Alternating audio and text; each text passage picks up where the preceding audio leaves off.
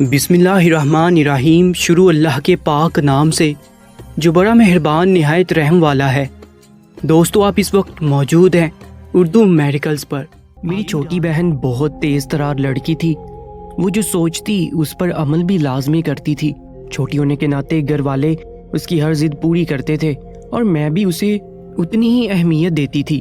لوگ کہتے ہیں بہن ہی بہن کا گھر اجاڑتی ہے، اور یہ بات سچ ہے، مگر میں اس پر یقین نہیں کرتی تھی۔ میں اپنی بہن پر اپنی جان بھی وار سکتی تھی، لیکن میری بہن نے میرا ہی سر جھکا دیا۔ وہ بہن جس پر میں اندھا اعتبار کرتی تھی، آخر میری بہن نے ایسا کیا کیا، یہ آج میں آپ کو اپنی زبانی سناتی ہوں۔ دوستو، یہ کہانی ایک لڑکی کی ہے، تو چلے سنتے ہیں اسی کی زبانی۔ یہ کافی سال پہلے ہی کی بات ہے، جب گھر میں میری شادی کی تیاریاں چل رہی تھی۔ میری بہن مجھ سے 2 سال چھوٹی تھی۔ گھر والے ابھی اس کی شادی نہیں کرنا چاہتے تھے۔ سردیوں کا موسم تھا، راتیں لمبی ہوتی تھی۔ میرے لیے جس لڑکے کا رشتہ آیا وہ کافی امیر تھا۔ میں نے اسے ابھی تک دیکھا نہیں تھا، جبکہ میری بہن نے مجھ سے پہلے اس کی تصویر دیکھ لی تھی، اور وہ بار بار مجھے کہتی کہ تم بہت خوش نصیب ہو، تمہیں اچھا لڑکا مل گیا ہے۔ جب سے میری بہن نے میرے ہونے والے شوہر کی تصویر دیکھی تھی، وہ تھوڑی خاموش ہو گئی تھی۔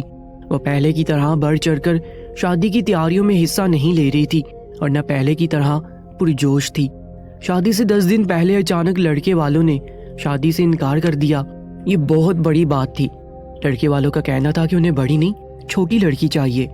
میں جو اپنا ذہن بنا چکی تھی کہ اب میری شادی ہونی ہے، میرے سارے خواب چکنا چور ہو جاتے اگر لڑکا خود آگے بڑھ کر یہ نہیں کہتا کہ اسے مجھ سے ہی شادی کرنی ہے۔ اور یوں سب ٹھیک ہو گیا۔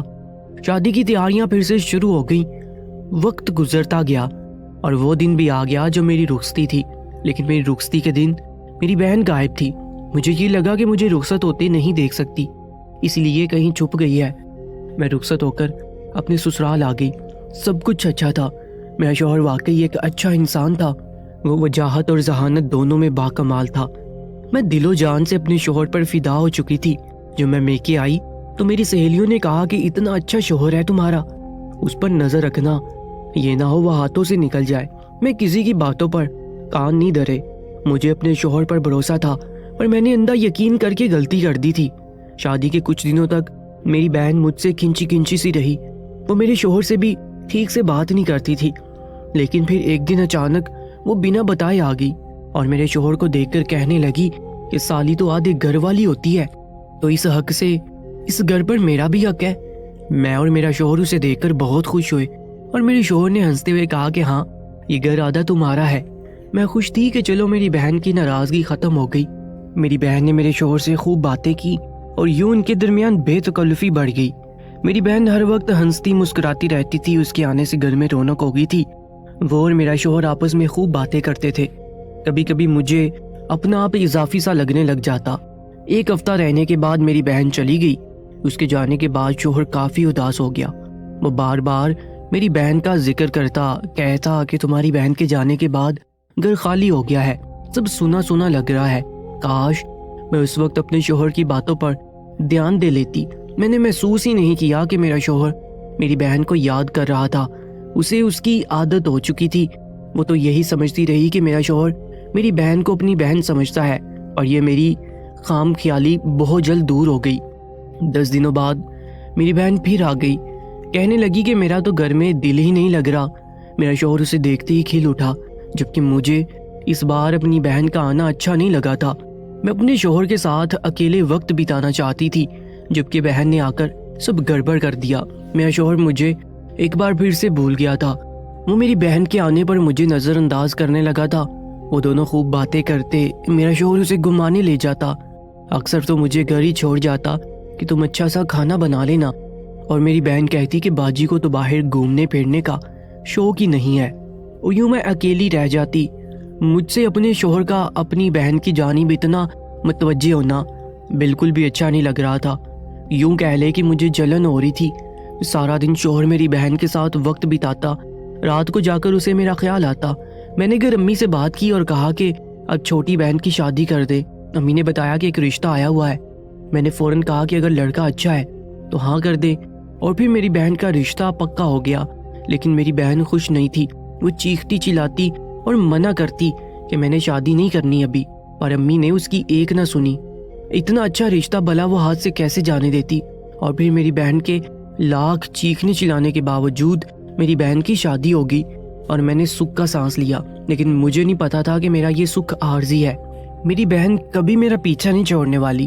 جس دن میری بہن کی شادی ہوئی اس دن میرا شوہر بہت اداس تھا، کہنے لگا کہ سالی جو آدھے گھر والی تھی اب اپنے گھر کی ہوگی، پتہ نہیں اس کا شوہر اسے یہاں آنے دے یا نہیں۔ مجھے شوہر کی باتوں پر غصہ آیا، لیکن میں پی گئی۔ مجھے پورا یقین تھا کہ میری بہن اب بار بار یہاں نہیں آئے گی، لیکن اگلی صبح ہم پر قیامت ٹوٹ پڑی۔ میری بہن کا شوہر دل کا دورہ پڑنے سے مر گیا تھا۔ یہ ایسی دل دہلا دینے والی خبر تھی کہ میں تو ساکت رہ گئی۔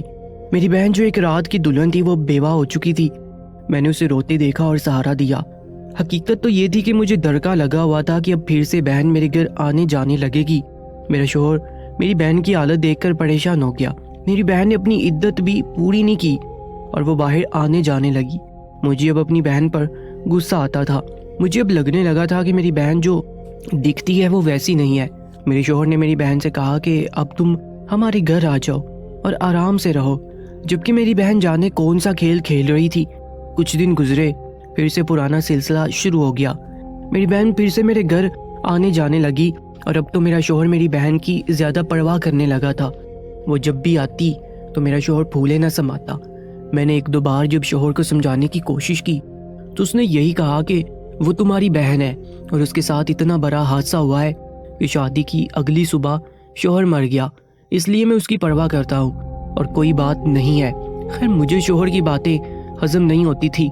پہلے تو شوہر رات میرے ساتھ ہی گزارتا تھا اور اب جب میری بہن آتی میرا شوہر رات کو کمرے سے غائب ہوتا۔ یہ دیکھ کر میرا خون جل جاتا، پر میں کچھ نہیں کر سکتی تھی، ورنہ شوہر سمجھتا کہ میں اپنی بہن پر شک کر رہی ہوں۔ لیکن سچ بات تو یہ ہے کہ ایک عورت اپنے شوہر کو نہیں بانٹ سکتی اور نہ وہ یہ برداشت کرتی ہے کہ اس کا شوہر اس سے زیادہ کسی دوسری عورت کے ساتھ وقت گزارے، چاہے وہ اس کی سالی ہی کیوں نہ ہو۔ یہ تب کی بات ہے جب میری بہن آئی ہوئی تھی۔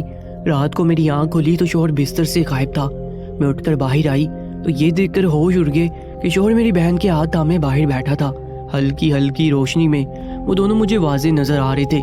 میری بہن رو رہی تھی اور میرے شوہر سے کہہ رہی تھی کہ وہ اپنی بیوی یعنی مجھے طلاق دے دے۔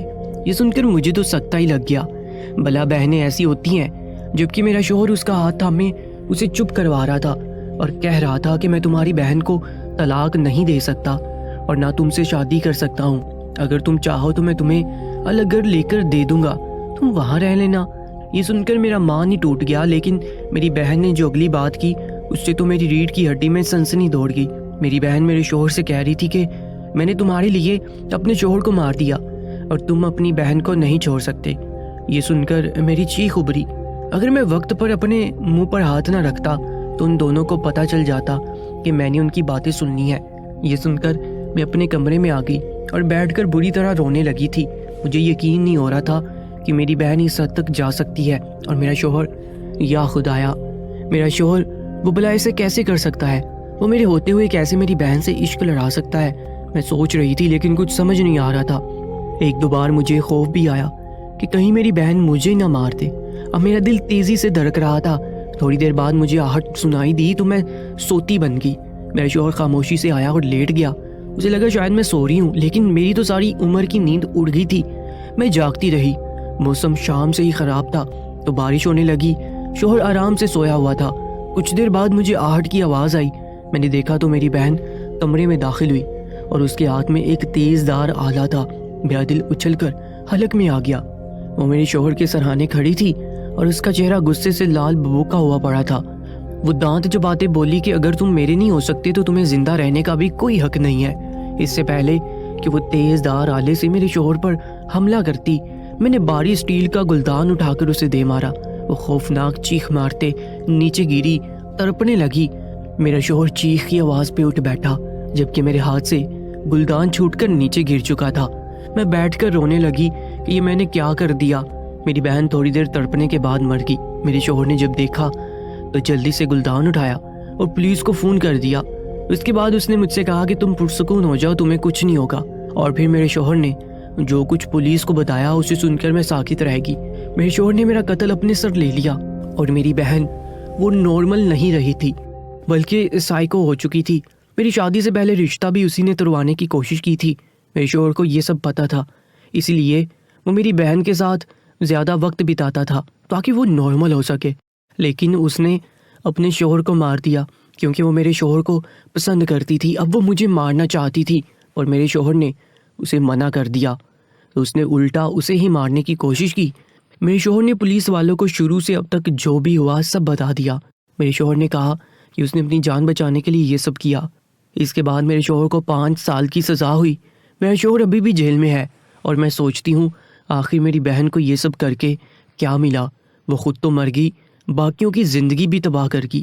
حسد اور جلن ایسی چیز ہے جس سے انسان اپنا ہی نقصان کرتا ہے، اور سچ کہا جاتا ہے عورت ہی عورت کی سب سے بڑی دشمن ہے۔ دوستو، اگر آپ ایسی ہی کہانیاں سننے کے شوقین ہیں تو ہمارے یوٹیوب چینل کو سبسکرائب کر لیجئے گا۔ انشاءاللہ ملاقات ہوگی ایک نئی ویڈیو میں، تب تک کے لیے اللہ نگہبان۔